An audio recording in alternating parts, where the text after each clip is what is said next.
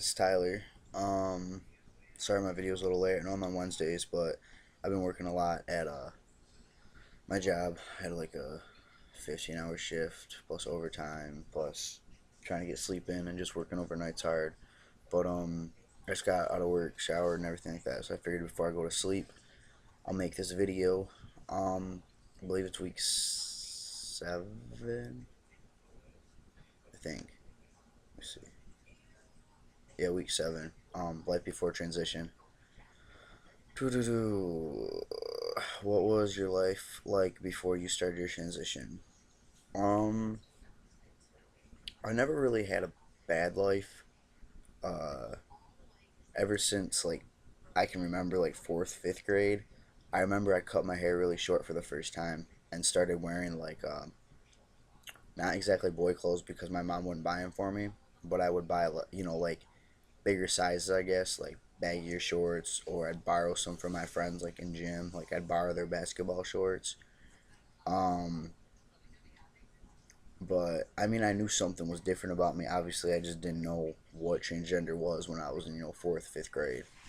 But as far as like in high school and stuff like that, I didn't actually come out at all in high school. Like I kind of just played the part as a straight female. To make my parents happy and just be accepted at school. So I didn't want to worry about being harassed or any of that stuff. I have a really small school that I went to. I ended up going to a different school my senior year because it was school of choice, and I went ahead and woke up earlier to go to that school because it was a lot bigger and a lot more accepting. But still, I never came out. I came out to a few people saying, "Hey, I like girls," but as far as the transition and being transgender, I still was not informed on what that was. Um, but when I came out, um, well, when was it? 2008, 2007, the end of 2007, after I graduated. I was working at a shop with a buddy, and he wanted me to go to a house party after work one night. So I went ahead and went there, and that's where I met a girl named Brianna, and she was dating a guy at the time, Brad. Um, and I was still like I had long hair. I never did the makeup or like the dressing up thing, but unless like occasions where like my parents would really want me to, or just because I didn't want to be questioned, like why don't you dress up kind of thing, like prom, homecoming, stuff like that. Just because I just was more focused on being accepted and being like a child of God, and I thought everything that I was feeling inside was so wrong and I was going to hell for it. And I really, really struggled for a long time with the whole religious part of it because I was brought up in a very, very religious family. And my grandma to this day still isn't okay with what's going on. And my parents, I mean, they're never gonna wake up in the morning and be like, "We're so glad that we have a transgender son," but at the same time, it's like they could have cut me completely out of their life and just, their daughter isn't there anymore and not to get to know their son, but instead they decided to take time to themselves and accept me as much as they can. So as long as you call me Tyler and you use male pronouns, I'm not I'm not gonna push it anymore. Like it's family. My mom especially, like people don't think about it, but they think, oh, my mom still says this and my mom still says her. And the thing you don't think about is like your mother is the one that like went through hours and hours of pain to have you, like carried you for 9 months. Like they gave birth to a baby girl, and no parent gives birth and then thinks, I wonder if my kid's gonna want to change his sex. Like nobody ever thinks that. So it's irritating and aggravating for us because we're like, come on, like damn it, I have facial hair, I don't do girl stuff. I like women. I don't everything like that, but you have to understand where they're coming from also. Um, so I know. I mean, some people are gonna agree with that, and some people are gonna go, "No, my parents are just assholes, whatever." And at first, I was like, "You know what, mom? I can't believe that you can't accept me. This, and that." She put herself in my shoes. I put myself in her shoes. We talked about it. We came to an agreement. I'm a lot happier this way. She noticed I'm happier this way. My smile's different. I'm living life to the fullest. I'm going out and doing things now. I'm wanting to do family things. I'm wanting to do this. I'm wanting to do that. Um, so when I first came out, as I came out as a stud. Um, I started dating that girl. Her and I dated for about a year without telling anyone except for her best friend and my best friend. And when I finally came out to my mom about it, she was like, "You" at first, and then she was like, "Okay, like we like Brianna. Okay, just don't do things around the kids. Don't tell the kids you're lesbian." Okay, fair enough. When we told her dad, he was like, "I already knew. Like, I'm not stupid." So her family had no problem with it.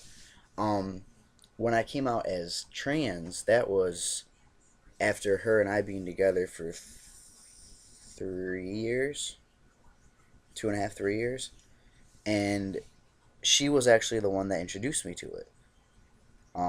Hey, I think you might be. I'm not sure if this was in a different video, but um, hey, I think you might be transgender. Like, watch these YouTube videos, blah blah blah blah blah. I watched them. I was like, yes, yes, yes, that's me. One guy that I followed for a really long time, who is one of my best friends now, which I'm not gonna say anything because he doesn't, um, he's doesn't, want people knowing about it or whatever. But I went to him for everything. I mean, YouTube questions. I used to have a YouTube page up. We started went from YouTube messages to Facebook messages to Facebook posts to texting to talking on the phone to me going and seeing him to me being a part of his family now to being an uncle to his kids. Like, it's really awesome how from day one, like, he was there, like he was my mentor, and he just could relate, obviously, but also with the family thing, like when my parents weren't okay with something or weren't okay with this, like instead of me blowing up, I'd be like, dude, like help me. And his wife is very, very supportive also. Um, it's just awesome, like that they became my family. Like, family isn't always blood, and like there's people that I can look at now and I'm like, I'm so glad I met you because it's just awesome. Like I can call you my brother now. Like it's really cool.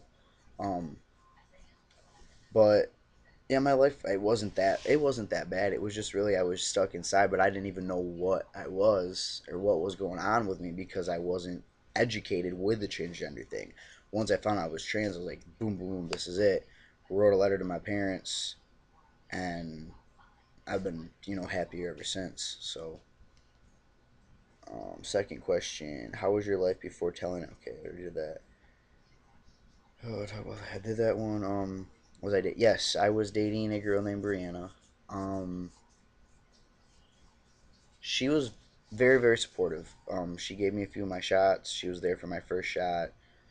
She helped me purchase a binder. When my family wasn't okay with everything and not talking to me, her and I actually had a house together. We were engaged. Um, she was just always there, and her grandma was very, very supportive of everything. Her and her grandma and I, sorry, it's early. We still talk from time to time. Um, Unfortunately, Brianna and I had a very, very bad breakup. We were both in the wrong. Um, I think we maybe got engaged too fast. Um, I know a lot of me being on testosterone. I got angry a lot more. I wanted to go out more. I wanted to just. Once I found out that I could pass as a male in public, I was more about the bar scene and going out and partying, and not to the fact of I wanted girls to flirt with me or hit on me, but just the fact that girls who didn't know my situation looked at me as a biological male was just it was more of a self-esteem, I guess. But I wasn't thinking about how she was feeling also. Like, hello, I'm your fiance sitting at home alone on a Saturday night where you're out having a boys' night and all these girls are talking to you.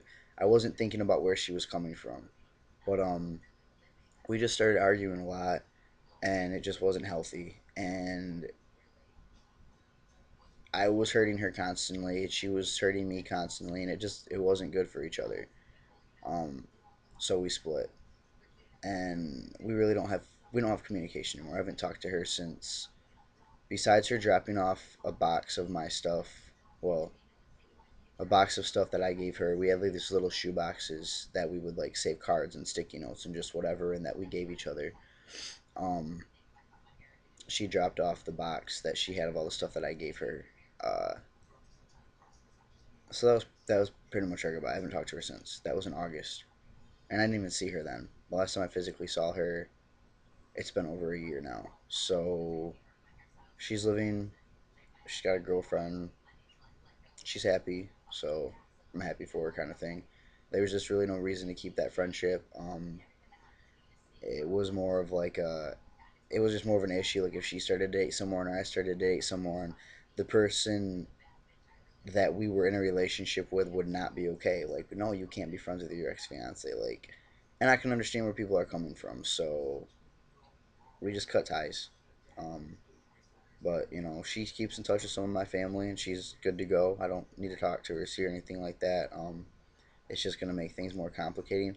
Not the fact that we'd be back together, but just the fact that it's in your past. Everything happens for a reason. I'm never gonna have a regret. I'm never gonna say, "Oh, I regretted being with her. I regretted getting out with her." This, and that. Like everything is just lesson learned. And God at one time wanted me to be with her and wanted me to, you know, I can't sit here and be like, "Oh, I never loved her." Like how people will break up with somebody like, "I never fucking loved her. She was this. She was that." Like no, shut up. Like you did at that time and point. You did, and that's how it is. You're gonna love more than one person, or sometimes you're gonna just love one person and be with them the rest of your life. But you just gotta be mature about it. You gotta move on about it. But I'm getting off topic about all that stuff. But I think that was the last question.